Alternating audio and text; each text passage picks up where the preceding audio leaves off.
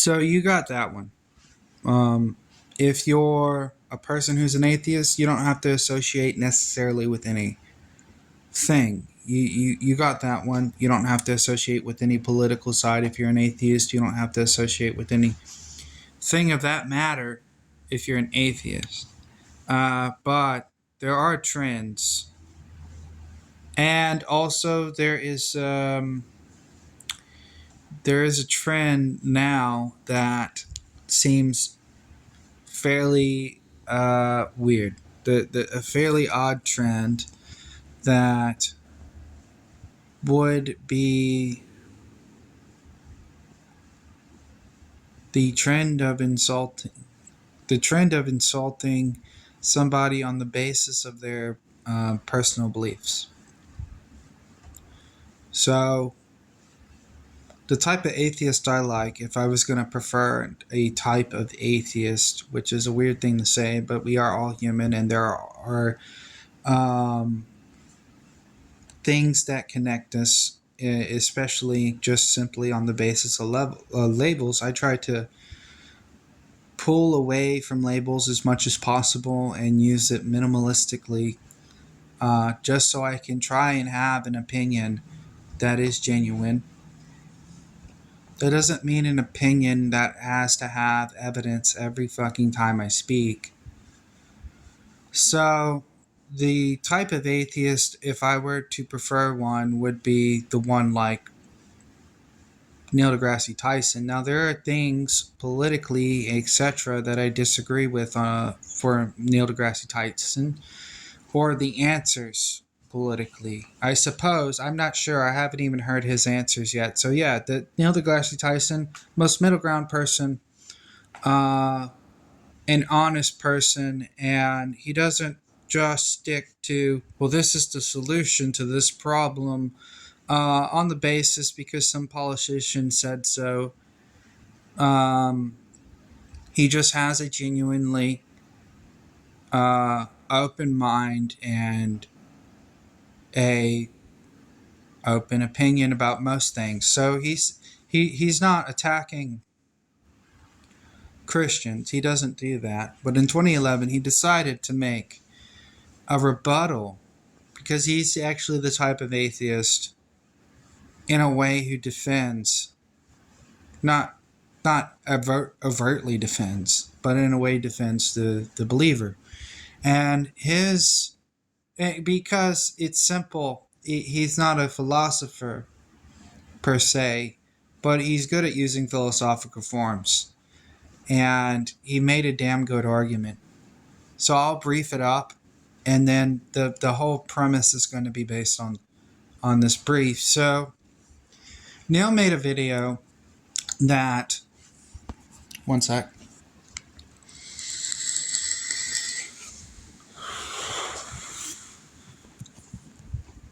He made a video that 90% of Americans in 2011 believed in God, or rather, the scientific experiment was, or poll was cased like this, where to try and define people as religious, and 90% of Americans turned out to have prayed to God. Okay? Of the 90%, 60% of the educated, which is about 2% of the population, prays to God. And the educated doesn't mean hasn't gone through high school. The educated means, the uneducated doesn't mean hasn't gone through high school in this context. The educated means has a bachelor's degree or better. So it doesn't mean that there is an objective fucking slash on educated. It just means that for the conductive acuteness of this experiment, fuck me in my verbiage. For the experiment, he did the test on educated, which is about 2% of the population of America. 60% of people still prayed to God. In the STEM field, 40%, so this is people all among the STEM field, 40% of people pray to God. And so this is huge because 40% of scientists pray to God knowing that the universe is billions of years old, knowing that evolution is what caused about the existence right now of our species, and knowing that civilization started roughly like 10,000 fucking years ago, and even including some of them might have even had some scholarly knowledge of the fact that the Sumerians had myths that were adopted by the Hebrews.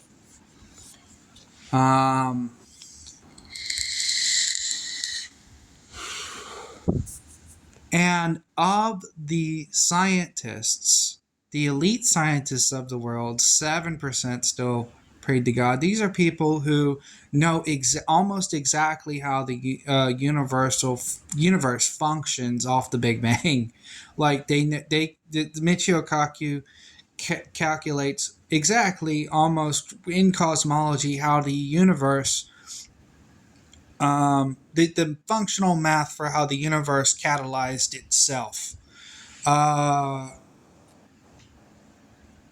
with just math, matter, and science. That's all he did, and of that, he still believes in a God, one that created the physical properties of the universe, or the physical laws, as well as the energetic properties of the universe. Now, he also exposed the number for philosophers, and no, philosophers in general aren't smarter than scientists. So that's something, by the way, smarter is a word. More smart, it would be the other term. You can look it up. Language is not as black and white as you might think. So, philosophers in general don't hold a candle to elite scientists, except for maybe a few. But 99+% of philosophers don't believe in God. But the problem is philosophy, in history, some of the most historically noted people beyond the recent era of the 19 and 1800s did believe in a God. And one of his arguments was exposed to the arguments of evolution, why 99% don't. So, because the claims couldn't, the ancient claims couldn't hold up, is basically what he's saying. This is really important to note that in philosophy, the current themes of philosophy end up in objectivism and empiricism. But this is not just philosophy. Like, the objectivist and the empiricist is not the only thing that exists in philosophy. It's just the objectivist and the empiricist feel like they are the orthodox philosophy, pretty much. If you're going to have an orthodox to philosophy, it would be the objectivist and the empiricist. But the problem is that didn't come first. That did not come first. And anybody with any common knowledge or common sense of history knows that the rationalist also plays a role. The rationalist doesn't need all the evidence in the world to allude to something. The rationalist simply needs evidence,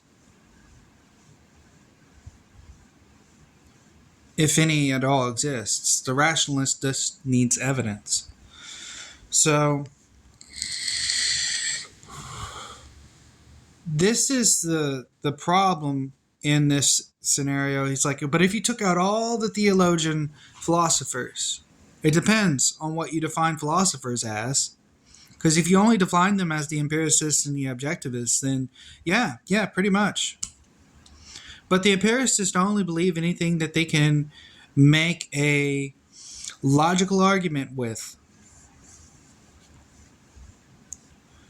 And when I say logical argument, I mean to a point where the evidence is so overwhelming it's almost a fact.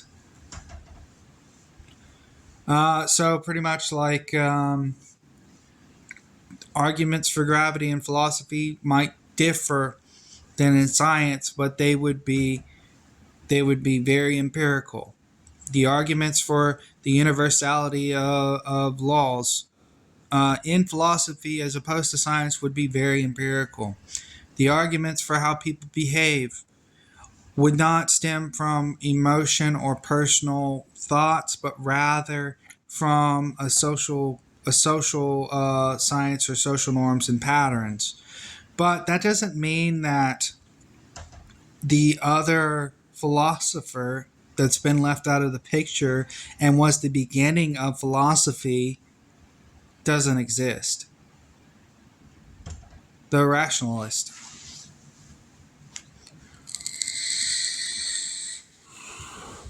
And so when I talk with my friends who are empiricists, and we have debates on this type of subject, they get a very, very odd view of the world from my perspective as opposed to theirs, because I'm a rationalist. I'm not an empiricist. I'm not like an epic theist either. I'm not a dogmatist. I have no cognitive dissonance. They get a very weird view that they couldn't have themselves without accepting the simple fact of entropy. First of all, that the more you know about a system, or the more you could know about a system, the least you could also know about a system. Entropy is in science. It would be different in philosophy, but entropy somewhat different in philosophy. Entropy in science means that it is all the information you don't know about a system, but you have evidence to prove that you don't have that information, but you have evidence to prove that this is the percent that you can't know or don't know about a system. For instance, the entropy was probably first discovered. I don't want to name a history, but I'll give an example. If you could know the momentum of a particle, for example, you can't know exactly its location. That would be entropy. You can't know the location. That is the information you cannot know or don't know in a system. You don't know the singularity of a black hole. That system has entropy in it. Okay? And trying to uncover that entropy is the very epitome of science. Trying to uncover entropy is the very epitome of science in a lot of ways. It doesn't make up science. It isn't exactly science. And so for the rationalists, the logical fallacies have to be proven for them to be like, as an i.e. example, a circular argument can be proven in a way. And so a circular argument is you make a claim and the conclusion and claim are the same, and so you just keep making the same argument, and there's evidence that it is going into a circular argument. There is a challenge in every debate. That's why the fallacy exists. because a fallacy simply, a single fallacy by itself, or a claim to there being a fallacy by itself, doesn't immediately obliterate the argument.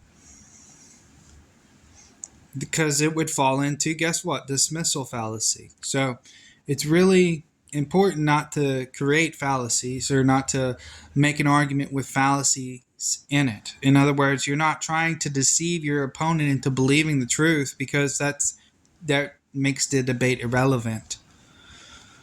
But there's a difference between believing that God exists and expressing that there's entropy in the things that we know, and also the difference between, well, entropy proves that God exists. There's the two difference, because one is God is in the gaps, and the other is a claim tied to, well, the skeptic. So they're not God is in the gaps, and it can't be summed up as like that. To sum it up that way would actually be a straw man. Because I'm not saying God does exist because there's entropy in the universe. What I'm saying is that because there is entropy in the universe, this is a fact, then because there's entropy in the universe, we cannot know that God doesn't exist. I'm not saying that God is in the gaps. I'm not saying that's why I believe in God. I'm saying that it is confirmation that there are things that do not exist that are proven to not fucking exist. Not that God, like a square circle, does not fucking exist because the conceptualized four corners of a square cannot become a circle. Sorry for stealing somebody's little example on that one.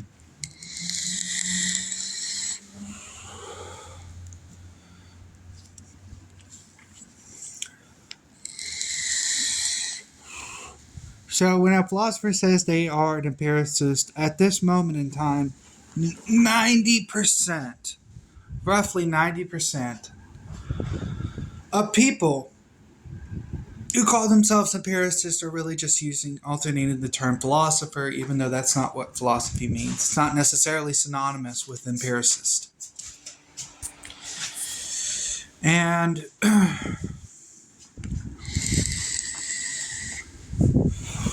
just stretching my legs real quick, getting my water.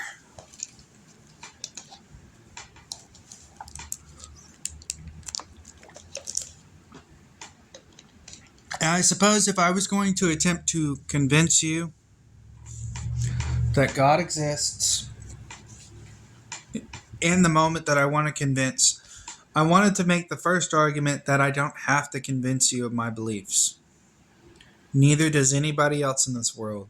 You are not entitled to anybody's reasons for believing in anything. And that is the issue that I have with empiricists, or the trend of empiricists. No empiricist is entitled to how anybody believes in a subject. If they don't want to talk to that person anymore because they are not entitled to how somebody believes on a subject or believes in a subject, then that's their own fucking problem.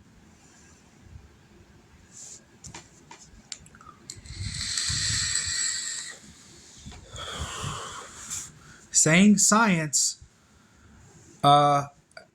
evidently based on patterns, because if we're going to make a philosophical debate on patterns, this whole atheist empiricist argument that, well, science is the reason that God exists, evidently based on patterns, saying science is the reason why God doesn't exist, or saying science will make you not believe in God, blah blah blah. Based on patterns, 60% of scientists pray to a god. 7% of elite scientists pray to a god. Based on philosophical fucking patterns. I mean, not philosophical patterns, but empirical fucking data. If you were to then say so to that, you are being irrelevant. It's an irrelevant fucking argument. It's not even an argument, is what I'm trying to say. It's sort of childish. It's like, well, this is why I don't believe in God, because of science. Okay, fine. That is fair enough. You don't believe in God because of science, but that is not enough for everybody. And that is not enough for even the majority of scientists. Or even a quarter of scientists. Excuse me, it might be 40%. Excuse me, I forgot about that. That is not enough for a quarter. That's not enough for a little less than 50% of scientists.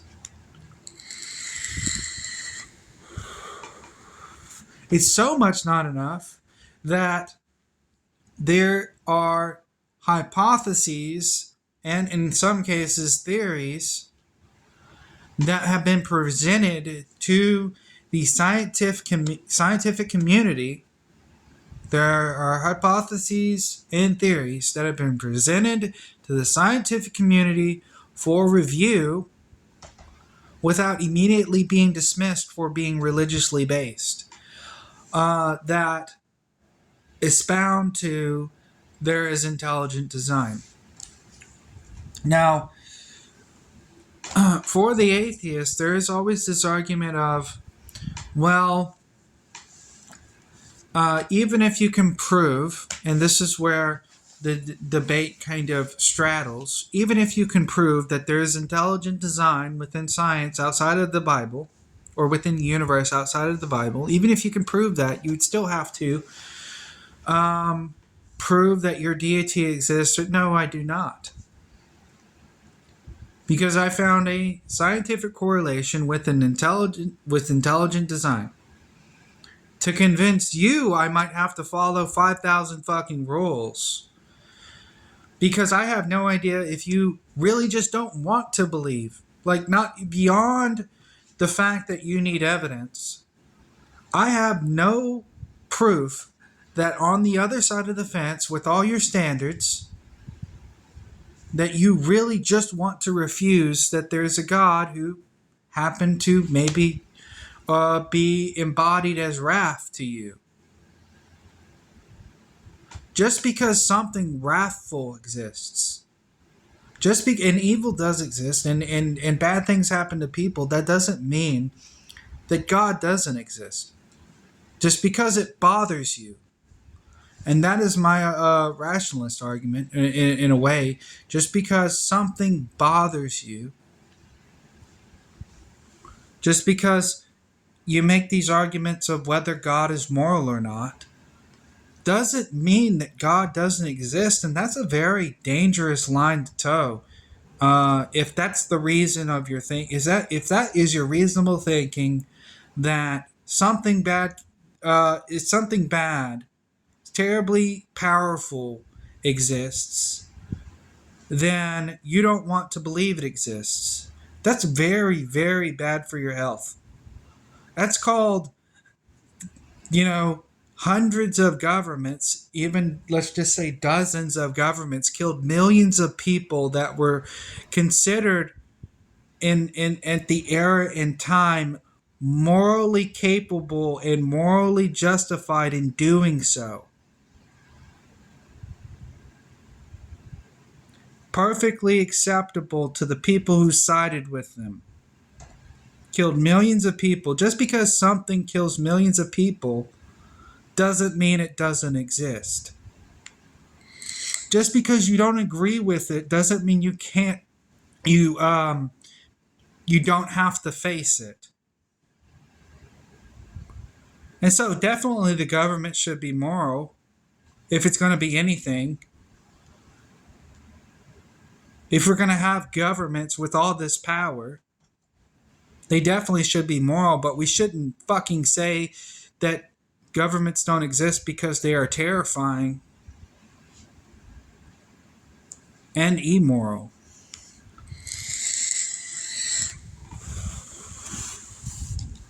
So that's important. That's the Christian um, connection to governments and resisting of governments, because they believe in something that exists that had wrath and had power, and they believe that nobody should have the power of God, because we aren't responsible enough with that power.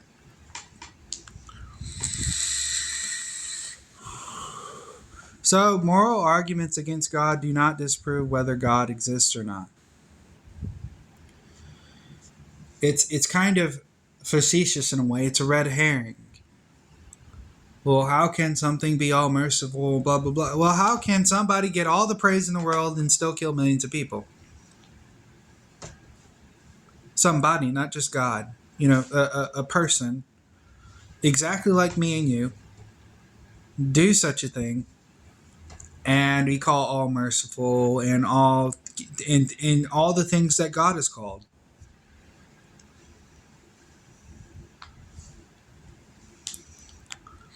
Just because somebody says something about God doesn't necessarily make it true.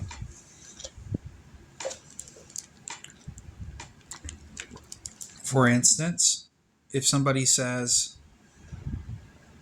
well, God just killed millions of people because somebody was freaking gay, that's not the case. Within context, that's not the case. Even outside of, like, with little context, that's not the case. And when I say little context, I mean like let's say even like we consider these to be myths, which if you do, that's fine. I do too, to some degree. Let's say we both consider these to be myths, and one myth is Sodom and Gomorrah. And so the idea is that, well, God just killed Sodom and Gomorrah just because there were gay people in it, right? That is the idea. Supposedly, that's the idea. But the question was asked, problematically so, and it's not even clear. It's not remotely clear it was just because they were homosexuals. The question was asked. By the way, there was a lot of child sacrifice back then too. That's a good reason to blow people up if they're killing children. The question was asked, if there were 10 righteous people in that city, would you blow it up? And God said no.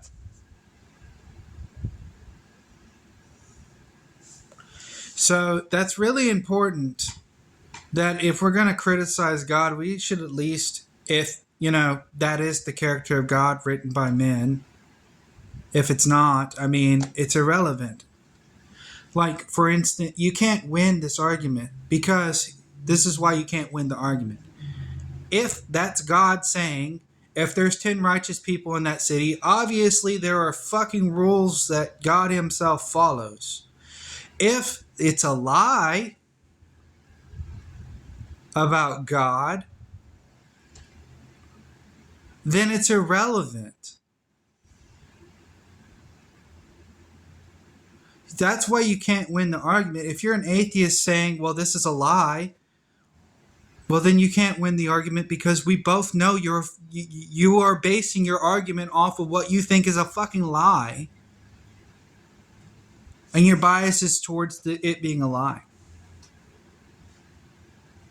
If one person believes it's the truth, well, they obviously view the character of God immensely differently than you do. Immensely different. You're talking about two different people then. That's the problem with moral arguments against God. Though nobody is making an empiricist argument, very, very seldomly, if they're trying to make a moral argument against God. Very seldomly.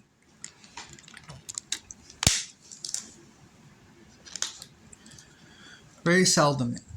And no philosopher you would catch dead unless they were making unless they made sweeping ethical arguments with empirical data or empirical hypotheticals that fit the real world first. They would make moral universal arguments like UPV or like the ones moral realists, or even including moral objectivism. They would make those arguments first before they could even claim that God is immoral. And so you get into the happenstance where you find people who try to claim that God's immoral and they don't even have a moral leg to fucking stand on. Some people are nihilists.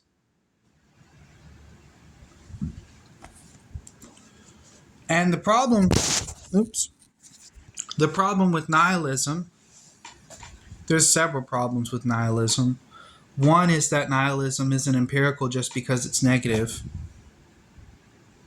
Lots of people associate negativity with the truth.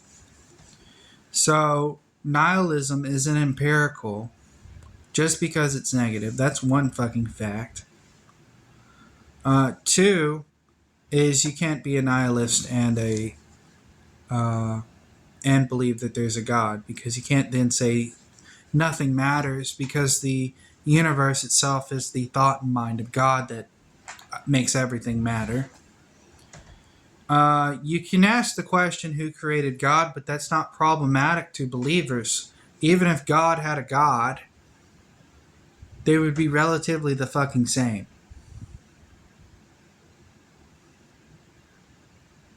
In philosophy.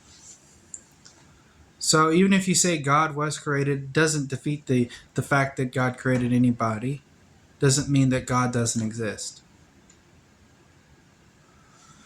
And there is a scientific fucking argument for a mind, like a Boltzmann mind in cosmology, creating other Boltzmann minds. So you could be pretty wavy in your faith and still stick to very high intense quantum mechanics, quantum physics, quantum theory. Even if we dismissed all three of those, which are pretty fucking evident to me, and we just stick with classical and evolution and all that other stuff, nothing says that infinity doesn't exist. It's problematic for scientists because it's more of a math problem than anything. It doesn't mean that infinity does not exist. So it doesn't mean there's not infinite creation that's happening. So that's your first problem. Just because it's problematic for an argument doesn't mean that it doesn't exist. It would be problematic for an argument because it can turn into a circular argument, because eventually it'll be like, who created that God, who created that God, who created that God. But this fucking thing exists in science. This idea that there is a Boltzmann brain and it created a Boltzmann brain within a brain within a brain within a brain within a brain it is infinite. It's literally infinite. It is described mathematically in science. That doesn't mean it's real, but it also doesn't mean that it's not real. Okay, so that's really important to understand, that infinite recursion is not a fallacy as debunked by science. Just because it's a problem for philosophy and debate doesn't mean it's actually facetious.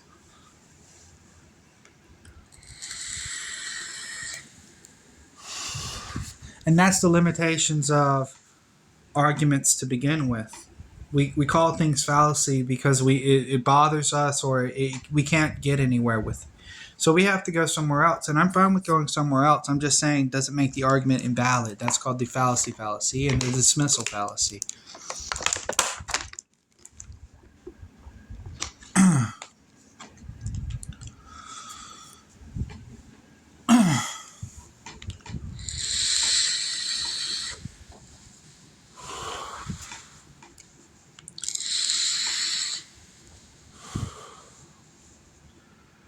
So now that we've dismissed all the possible counter fucking arguments. Let's talk about the fucking arguments. The arguments. So the non-scientific arguments, as opposed to the scientific ones, like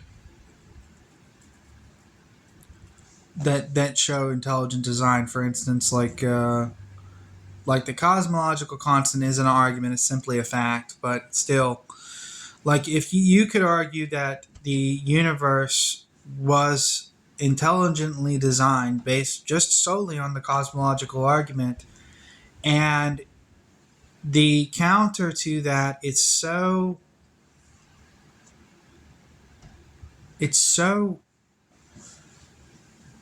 much of a problem in science that there is no running away from that argument in a way. So, like for instance, many atheist scientists, like I said, 97% of elite scientists, not all scientists, only 60% of all scientists, but 97%, no, 93, excuse me, of elite scientists still would say, those in quantum mechanics and theory, still would say that this is a problem because you would need 10 to the 500 power of universes. Excuse me. That's an important distinction. That's a big difference. 10 to the 500 power of universes in order for this to be an accident.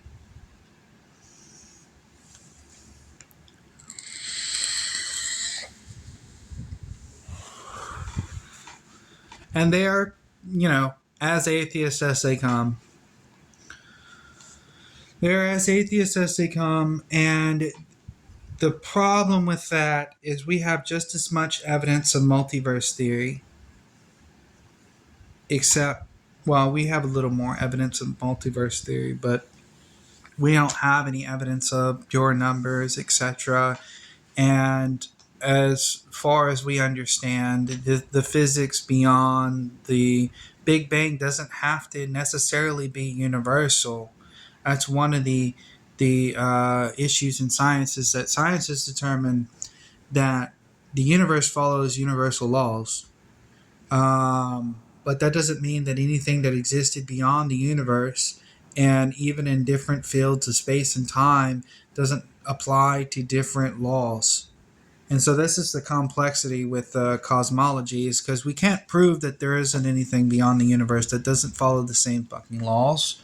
As a matter of fact, it's difficult for us to even assert that the universe itself, other than for like these constants that spread across it, the known universe, like the cosmological one, like the laws of gravity might not even be applicable in a different galaxy.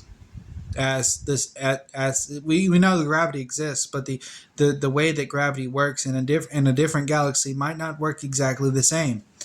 But we assume that based on the evidence that we have, that it works here, and based on observations that we make from here. So that's really important, but relatively pretty much sum that up to make it so that the universe itself was following these laws. And we believe that with all the evidence that there is. And to not believe that, it kind of gets chaotic. So we accept that I don't like to repeat myself, but I'll finish it in less than a minute here. We accept that the universe follows universal laws, but that doesn't mean that it did before. And that is a big problem in cosmology.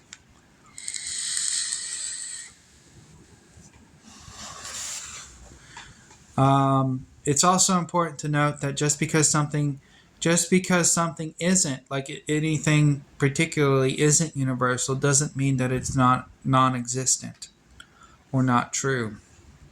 Like, for instance, an isolated atom would still be an isolated atom. It doesn't have to be universal to anything. We could have just created this atom, so for instance, in a lab, and it would be the first of its kind, or molecule, and it'd be the first of its kind, and it might not pertain to universality.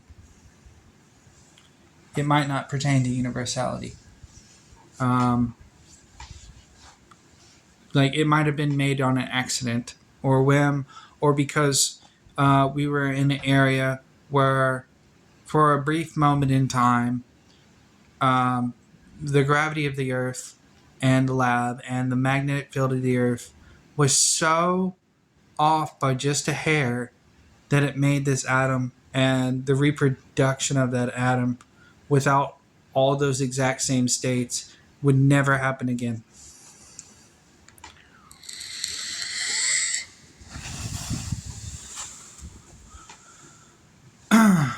But that's besides the point. So there is scientific evidence for intelligent design, and it's a matter of whether you accept it as enough evidence or not. So outside of scientific evidence, what do we have? Well, I don't want to just say the Bible because that would be ridiculous. We have history, and we have other faiths that predate the Hebrews that also relate, and it's really important to look into those because it's not as though they are separate. So, for instance, in Egypt, God's name is mentioned as a war god. We just found papers that predated like almost up to Moses. Not almost up to Moses. So the oldest papers we had for God was around 600 BC, but now we have papers that are around 1000 BC, almost 1000 BC, and it has God's name in it. And that's relevant for historical data. It's not necessarily relevant for necessarily evidence that God existed, but it's relevant that people did write about God 1,000 years before Christ. And then we're going to have to talk about Christ too, because obviously I need evidence for that as well, and that's fine. I'm perfectly fine with that. So 1,000 years before Christ, people had written about God. So it wasn't like what scholars believed, which scholars by far are one of the most respected people on the historical texts of the Bible, as most of them are atheists. Not all of them, but most of them are atheists. And the arguments and theorems that they use to discuss the Bible actually broke the fuck down when this was discovered, because one of the most used theories was future tense, and that just broke the fuck apart when they found this paperwork. The other is past tense, which isn't far broken apart yet.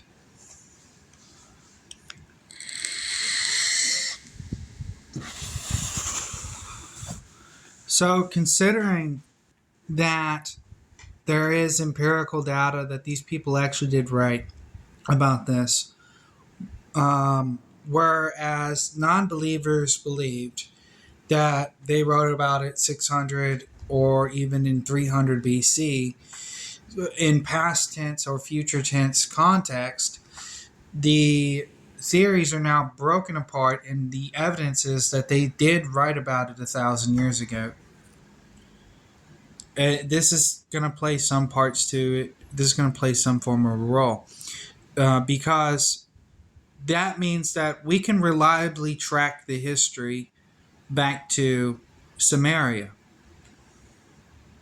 We can reliably track the history back to Samaria, in that in Samaria, well, first of all, we can track the history back to Samaria. One being that the Bible is a lot older than scholars thought. Two being that the books and myths in Genesis are related to the myths of Samaria. So if you track that back, what you get is the Books of Samaria, which is the Book of Enki. Now, that doesn't mean that the Book of Enki is factually evident, but there are evident things in the Book of Enki. One being, there's a few things in the Book of Enki, and it describes Babel, etc., blah, blah, blah. It doesn't mean that it existed or all this other stuff, but the way that it describes these events happening, um, it would be very difficult for people not to know at least more about the universe or the world than we previously thought. And what I mean is, one example is they even have a myth about the face on Mars. Now, in Samaria, they didn't have fucking telescopes, but let's assume, for the sake of atheism, they did. They would have had to have telescopes to assume there was a face carved into Mars. Now, the other argument is that the face on Mars, confirmed by NASA, is not actually a face on Mars. Even though in 2009 they saw a face on Mars, it looked really cool. They tried to backpedal a little bit. We haven't even explored this area yet to confirm or not confirm it was a face on Mars. We just said it was a mountain that looked like a face on Mars. That doesn't mean that it's not anything archaeological, but it is likely that it is just a mountain. It is likely that it is just a mountain.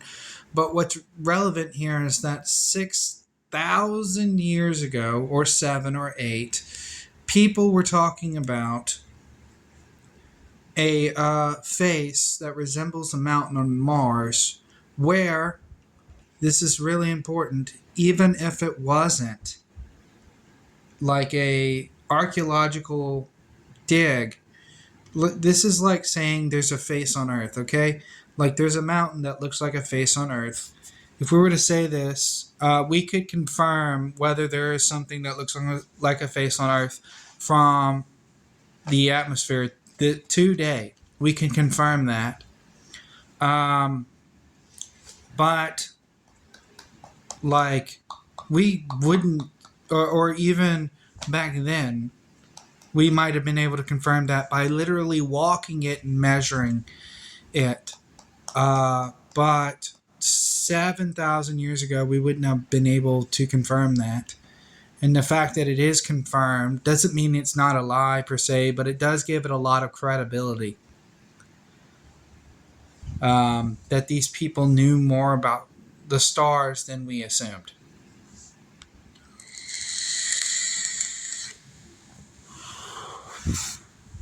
I mean, they knew about a feature on Mars that, for lack of better words, with what we thought they knew, like, they could not have known. And then you have the history of Samaria and the myths of Samaria. In the myths of Samaria, they have theoretical things that fucking happen, that, like, without the need of, like, they have theoretical events that happen that scientists theorize about today. Like, for instance, they think the flood. Okay, the flood can't happen. 150 days of rain, etc. Probably cannot happen because there's a lot of things that would need to take place, and raining for 150 days does not sound practical. Raining for about a week, maybe a week, but 150 days, every scientist would be like, you're kidding me. Right. But in Articles of Samaria, an asteroid, not even an asteroid, a rock hits the planet. A big fucking rock hits the planet that's described in a way that came from outside of the Earth. Basically, an idea that an asteroid, and this doesn't mean that the flood happened, but they say that an asteroid hits the oceans, and in that retrospect, scientists theorize that if an asteroid hit the fucking oceans today, then it could cover the entire Earth, not just the area that is believed to be covered. It could cover the entire planet.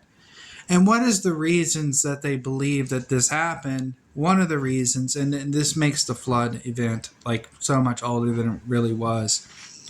One of the reasons they believe this happened is because the people that the Sumerians worshiped, their deities, slept with them. And the deities,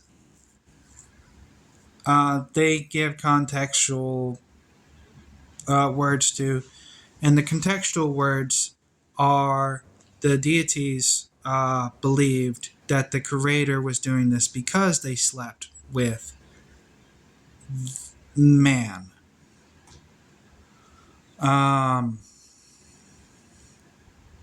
So this is where the whole story comes from.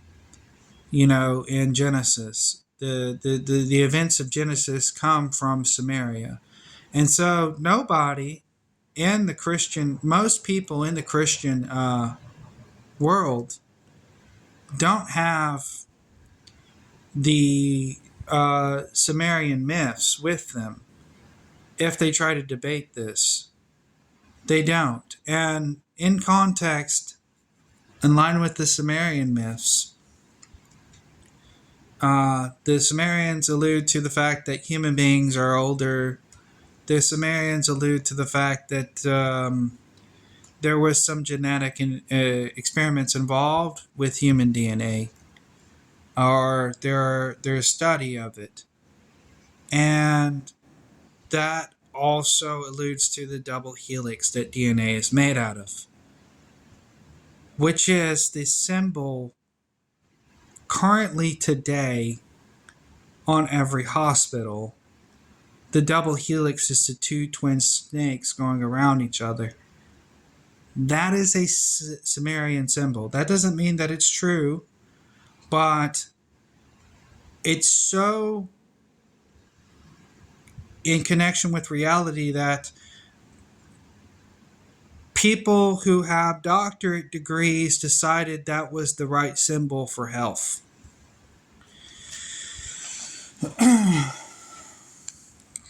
Unanimously.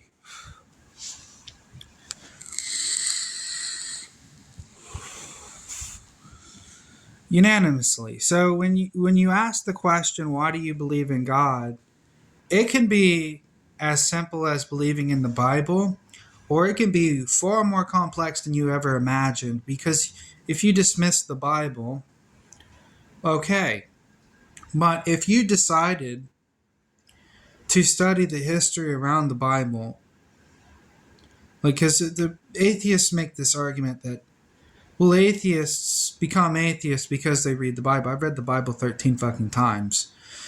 Because they read the Bible. They became atheists because they read the Bible. Well, the problem is in that context, if they were Christian and they're atheists because they read the Bible, that means that they had the wrong impression of the Bible to begin with, because God did not write the Bible, and every single Christian says this. And so it's terrible what's going on, because the failure on the atheist part who's making these arguments is quite literally something that's accepted by most Christians today. No Christian is going around saying that God wrote the Bible. Pretty much.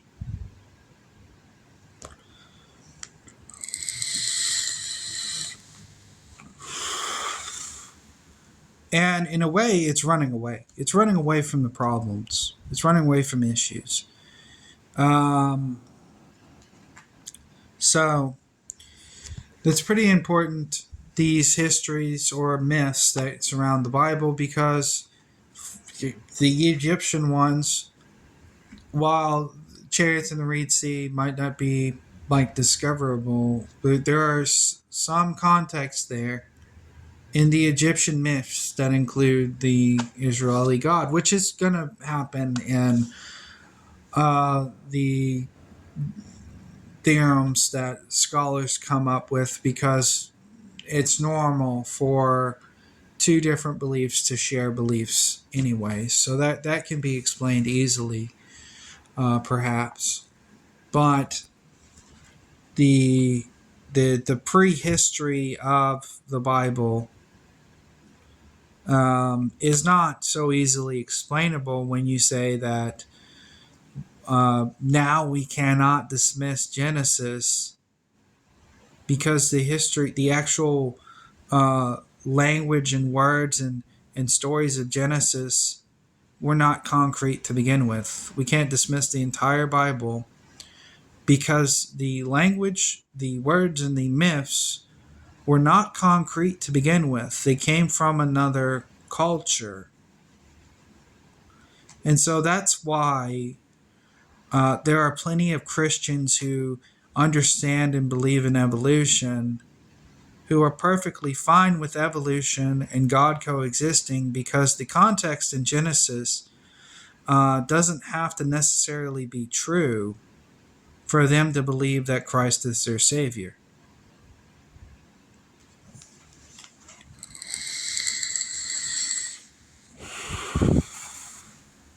And anybody who studies on any of this stuff knows that this is another reason why philosophy and theology are incompatible, but not history and theology.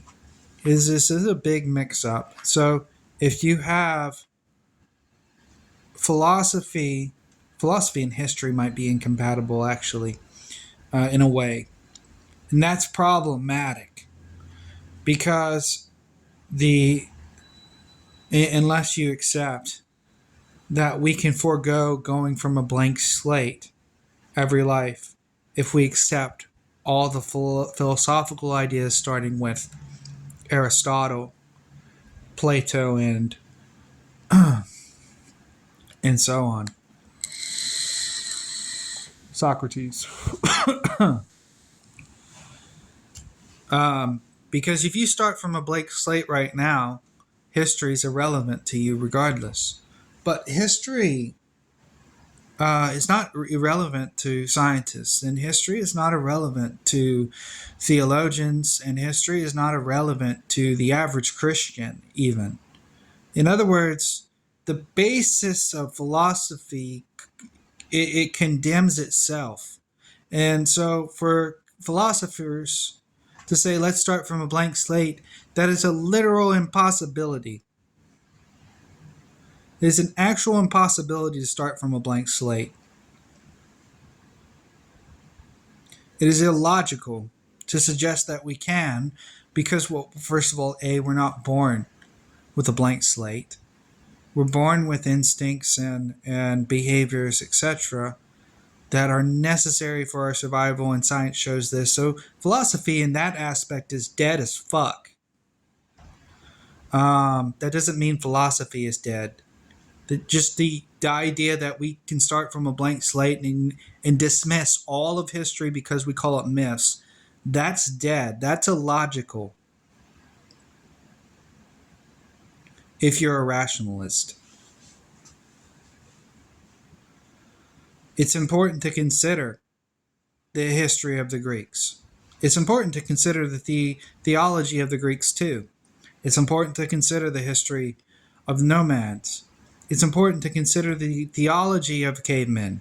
It's important to consider the history of the Chinese and the theology of the Chinese. Why is it important to consider both? Because you cannot have history separated from its beliefs, those people's beliefs.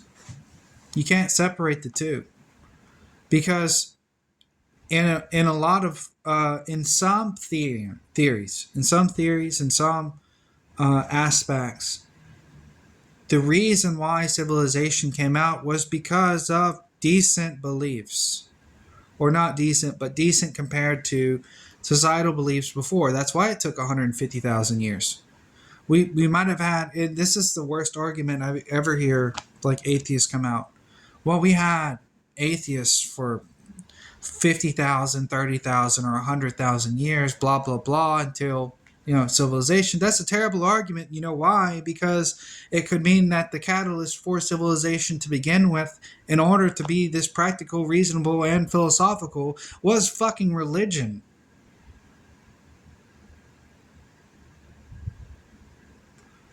This is another reason why you might have said that that part of that's not why you said it. I'm not even going to allude to that. But society operated functionally because of religious cults, even if those cults sound distasteful and fucked up. That's how society was created.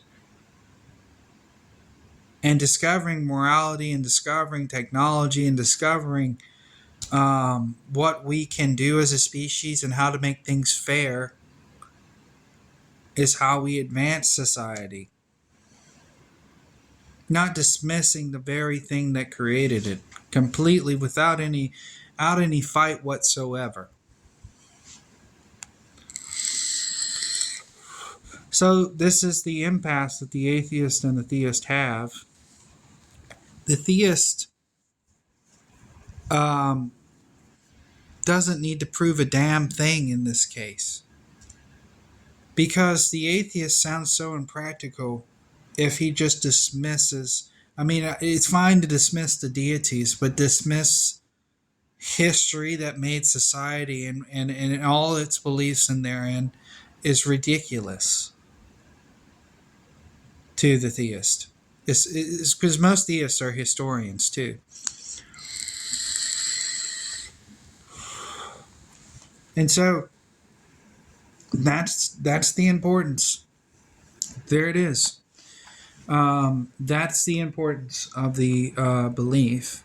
In that case, the belief is fair and valid without the need of the scientific leaps you would have to make to show that there's intelligent design.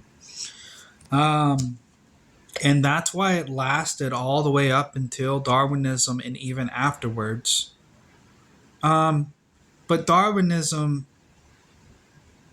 himself might have been an atheist, but he never dismissed the history of the theists.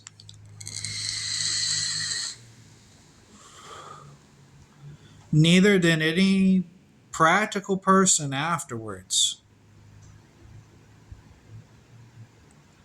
Okay, and to call religion just barbaric is like it, as opposed to the atheists before religion, is pretty barbaric, because the atheists before religion, when we were calling out all the evil people, the most evil of people, the people that people assign to, like the alphas, etc.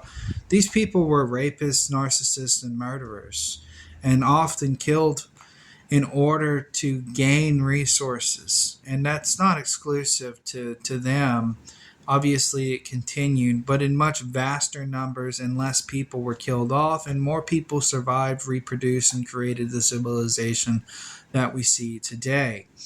But the people before civilization did not have any moral constructs, and that is necessary for society.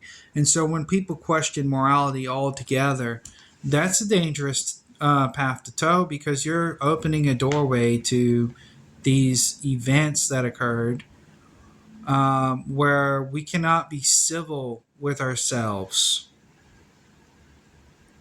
So just because you say something's like subjective or whatever, it shouldn't be called irrelevant because you're making it out that it's irrelevant and it doesn't matter. And that's not true. It matters to millions of people, billions of people. It might not matter to you. You can say, well, it doesn't matter to the universe, but we are not the universe. That's one thing that you might have twisted. And now we'll continue to the arguments for Christ.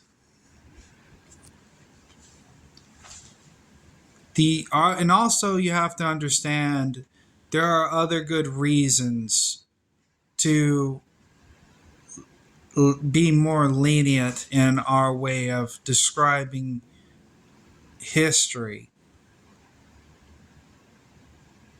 Because you could say, well, with an extraordinary claim comes extraordinary. No, it was unnecessary for you to even bring up the concept, because you're saying that your standards are so high.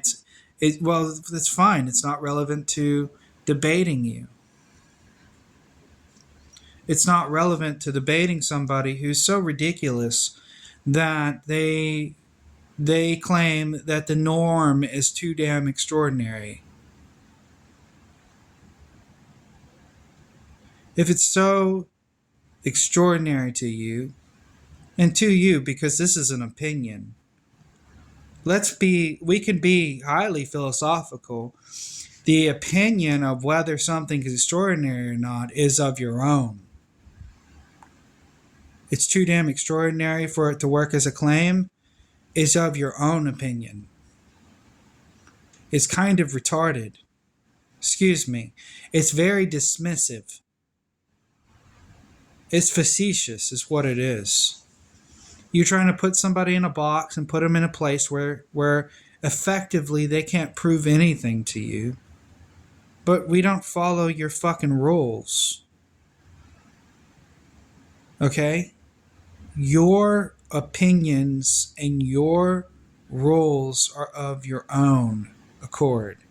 They are not philosophy. They are not scientific method. They are not anything other than that. So if you want to choose not to believe any of this, that is of your own accord.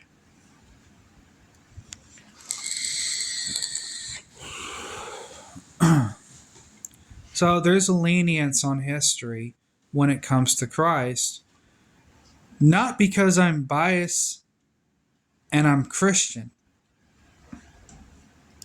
but because that is the standard across the board for all history.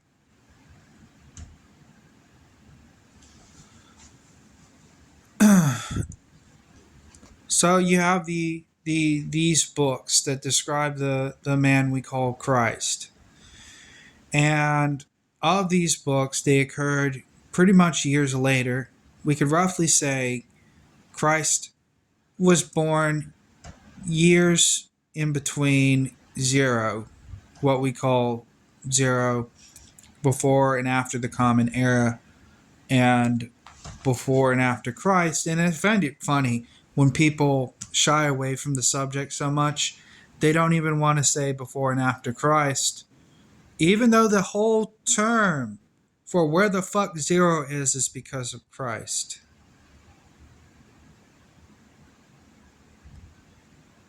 It's a whole Christian concept of why we even have these years.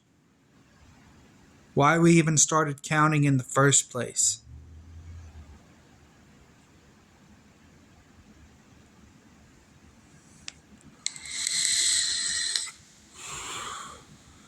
So it comes down to sensibilities, and that's why people use before and after the Common Era, even though the West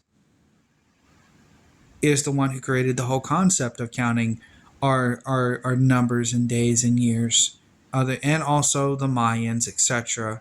But roughly, the West is the one who said, let's just start from zero.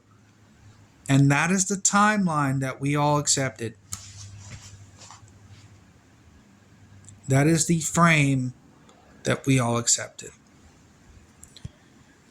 So, unless you want to change time again and say, well, let's start counting from the first man or whatever, do not change the terminology, because the terminology is definably okay as before and after Christ. Now, some people will say, well, Christ didn't exist, and some people will say that Christ did exist. But there is, at least from a common sense perspective, the name for the Hebrews was Yeshua, and that was pretty common. The English name would have been Joshua, but we call him Jesus because of the Greek name.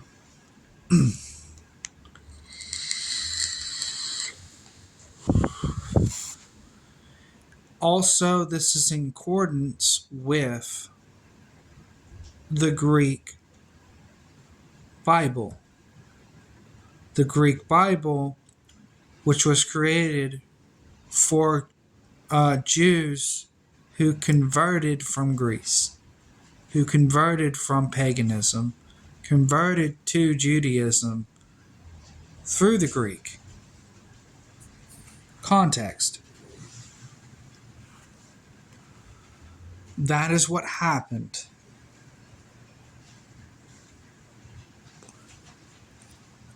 So, this is where we get these presumptions. We have,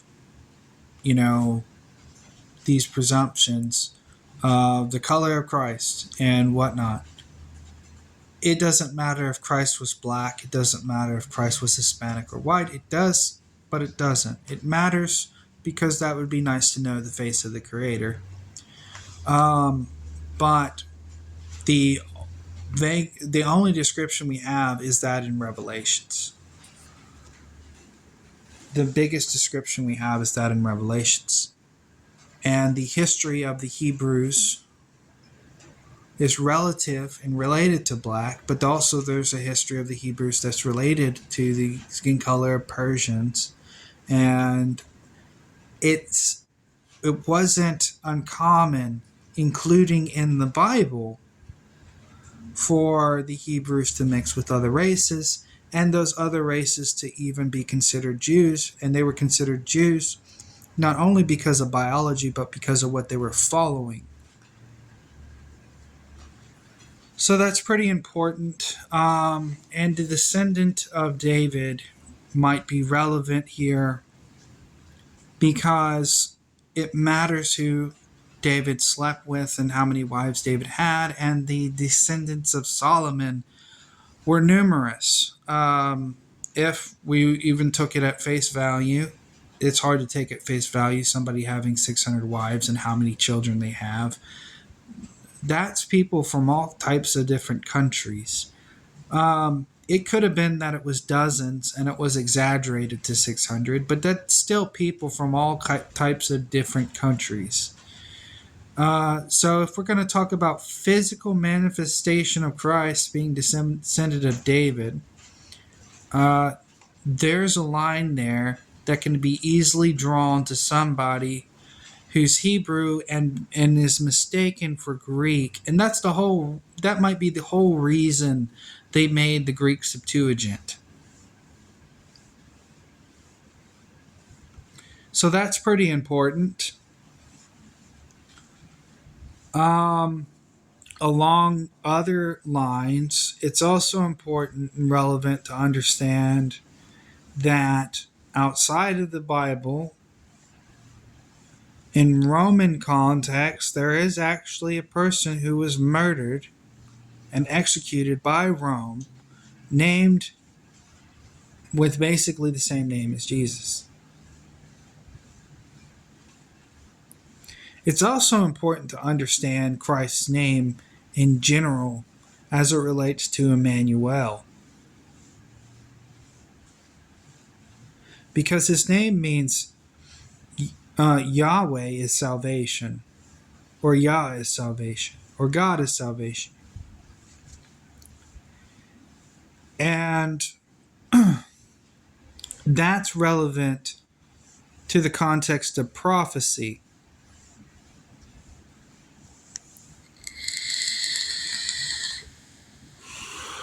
Whereas Emmanuel means God is among us.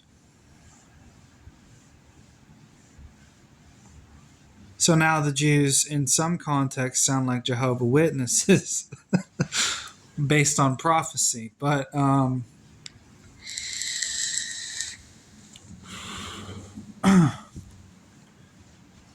yeah, this person has some historical relevance existing. Uh, there are letters that talk about him other than the Bible, and he is the challenger of the elite, the challenger against the Pharisees. People think that he's a challenger of the Jews, but he wasn't. The Pharisee, if you're a scholar, you know that the Pharisees and the scribes made up only 10% of the Jews, less than 10% of the Jews, and every other, like 90% of the Jews, were sectless. They did not have a sect of Judaism. That would be related to, in a way, the majority of Christians might be non-denominational and do not have a sect.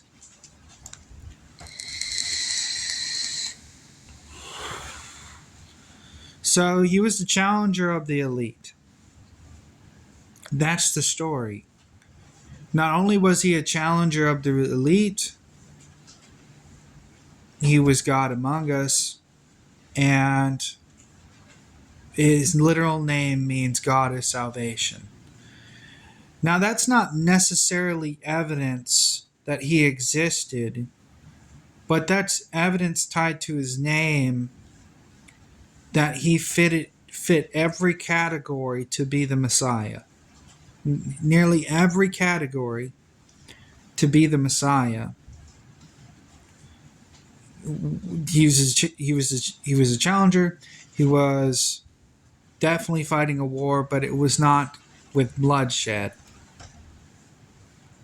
This is the smartest way you could fight a war.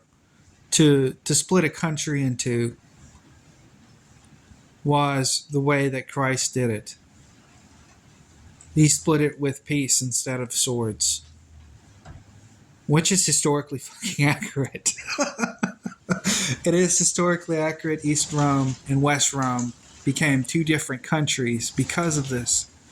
And the West went into and migrated into Europe, and some of the West stayed in the Middle East. And then the Middle East adopted Islam and fought the West. It's just history I'm spouting off, and fought the East and became one of the biggest empires there is, which coincides and follows some of the prophecy of Revelations. It does. It doesn't, not in its entirety, but it follows some of the prophecy of Revelations. These wars that are happening and the breaking in pieces of Rome also follow contextually the prophecies of Daniel. Now, people will want to say that Daniel relates to media if you're a scholar, but there's not an apparent. It would be fit them for Daniel to fall into media rather than for Daniel to be respective to Rome. But because they didn't understand, immediately their thoughts on Daniel would break down if Daniel was right about all of this coming true. Yes, Daniel has 3 offers. That doesn't mean that the story is irrelevant. And the fact is that the dreamer, Daniel, did not have to write about his dreams because he had friends, for all of this to be relevant. Daniel didn't even have to be literate. for his dreams to see fruition, which happened. So you have the prophetic argument of Daniel coming true. You have the prophetic argument for Yeshua,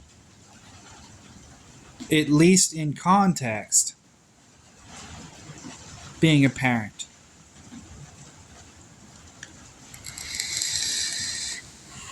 And you have Rome breaking down into several pieces. Just as Daniel stated, and you have the papacy, which can easily be described as the very thorn in our side. It has been the thorn in the entire world side, not just the Jews, not just the Christians. The papacy has been the thorn and has been a wall to information since its fucking beginning. It had books and printed books that it never gave to people, all the way up to like 1500 with translation, and it didn't share in the Common Era Bible. Might have been but that was actually in a way stolen in order to get to the public. So it was keeping information from most of the followers. That's also relevant to the context of Revelations. And if Revelations is relevant, and this is the most important key thing, forget whether the Bible as a whole is relevant, but if the prophecies of God are relevant, one particular prophecy coming from Christ is relevant, then the evidence for me to believe that Christ is the Messiah and has done all the things that he says he's done is right there. You don't have to believe. You could say it's vague. You could say that it's not enough evidence for you, or you could say XYZ, but that doesn't mean as a whole, for me, it's not enough evidence. I mean,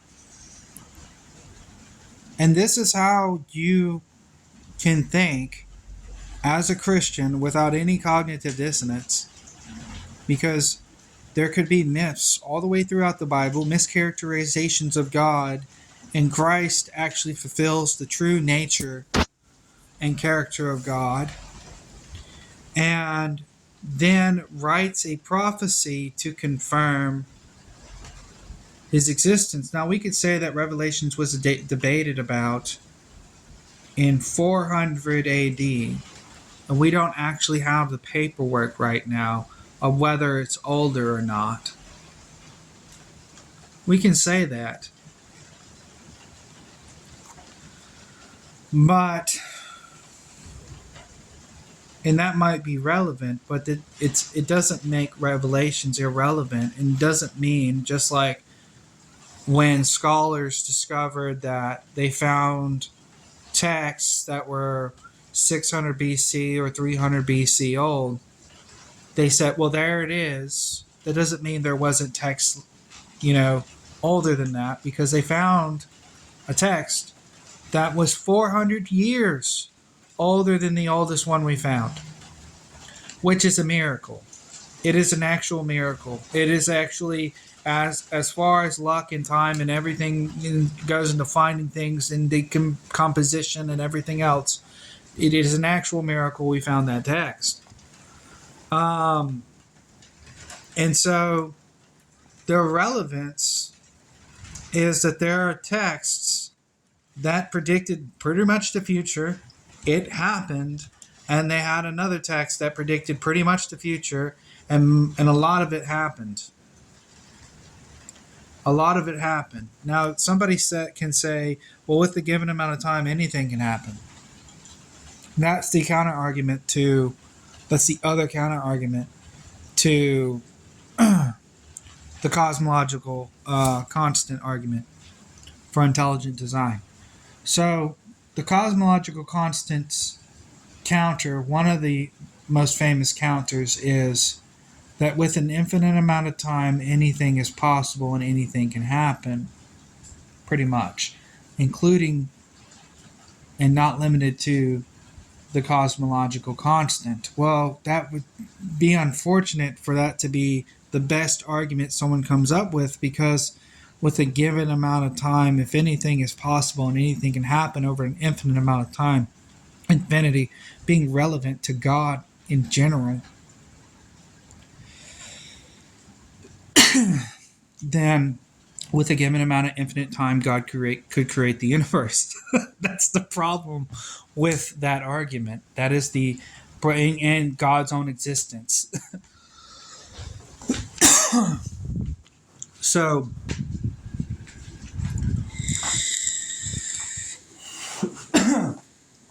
it's, other than this video, and I might waste my time or engage it in the future, there is not much thought else to put onto it. I don't have to be an empiricist to impress anybody. I don't have to be this or that. I can respect the forms of philosophy and rationalism, and it might be an insult to you, but I am my own person, and so is the other 7 or 8 billion people on this planet. And we all have our own individual beliefs, and even some of us have very good reasons why. You might not think they're very good reasons, but your opinion is irrelevant to the truth, which is the whole point of philosophy, by the way. The whole point of philosophy is finding out the truth. And so to say that there's no place for theism in philosophy is just inadequate and incorrect. There's places for theism in philosophy. You just can't necessarily beg the question. But there's also walls built up against beliefs in general, even though the whole concept of philosophy trying to start out with a blank slate is a belief in general. So it's really important to make the distinction. I tend to make arguments on free will. I tend to make those arguments. I tend to make arguments with respect to many things. But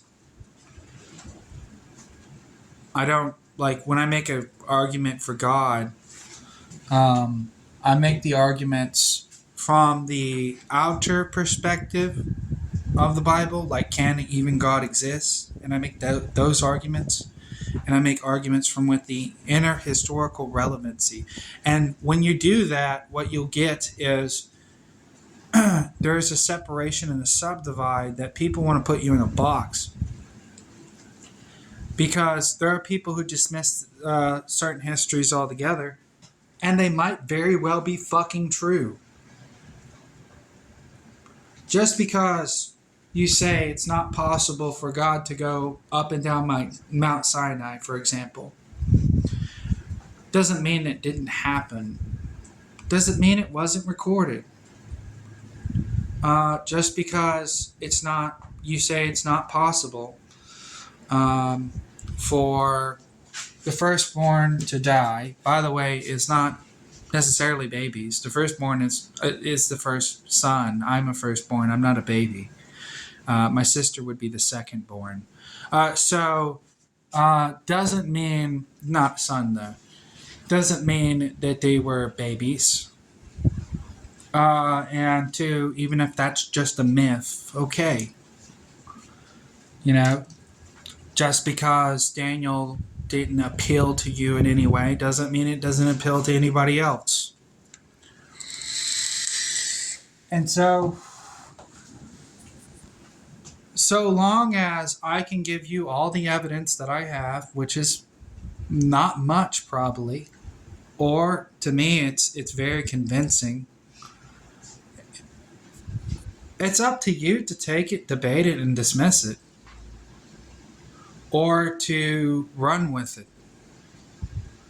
It's not my responsibility to believe what you believe just because you don't like what I believe. It's not my token for confirmation bias and rationality or fucking empiricism that I have to accept what you believe because you feel like you're this super rational, smart person and your IQ could be literally 90 just because you followed the right people in life.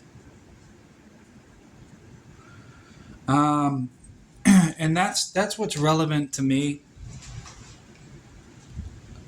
Just because people dismiss the Bible doesn't mean that the Bible's not true. Because in reality, what we're discussing, if we're discussing philosophy and truth, is we're also discussing each other's viewpoint. And if we're discussing each other's viewpoint and perceptions, then that means that your fucking arguments are just as good as theirs. No matter how much you want to throw fallacy, etc. into them. No matter how many words you want to throw out of them, how much you want to make fun of them, and how much you want to be upset about them. Your perception is not fucking reality. And neither is mine, perhaps. Neither is my perception reality. So it's very fucking important that you make that distinction. Just because you dismiss something doesn't mean it's not true. And just because, and that's exactly what I'm saying too. I mean, that applies to Christians, but it needs to universally apply. It can't nonchalantly, like, fucking apply. Okay? We can't have this hypocrisy that keeps going on, because then there's no motivation or no need to debate. And you can say, well, that's the hypocrisy fallacy, but hypocrisy plays a role in social norms and societal life. If you are a hypocrite, you look like a fucking liar.